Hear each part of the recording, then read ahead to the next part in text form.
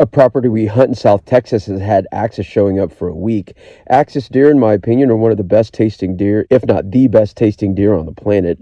It was also the closing week of deer season, so they are also an open target since the landowner despises them. I've had this crossbow for almost 5 years, and I've shot it less than 50 times, and I was determined to drop a deer this weekend. This afternoon, I'd be using the Schwacker Broadhead in the Easton Full Metal Jacket carbon bolt, sent to me by a follower a few years ago. About mid-afternoon, the winds got torrential. I was certain the deer would all be bedded down.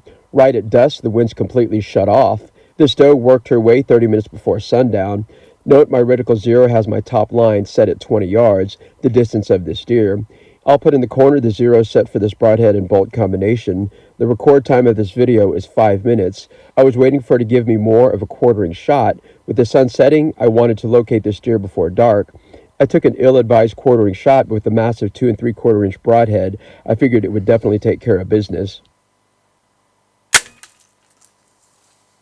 Let's watch this again in slow motion. I knew it was a good shot. You can see the bolt fletching sink right between the neck and the shoulder. I could hear a crash less than 25 yards away. I found blood instantly, but I didn't want her to run off, and knowing the temperatures were going to be dropping into the upper 20s, I let her lay overnight. The next morning, following the blood trail was easy. The bolt entered exactly where I was aiming. The Schwacker Broadhead clipped the major artery, blew out the right lung and diaphragm, and exited just before the stomach.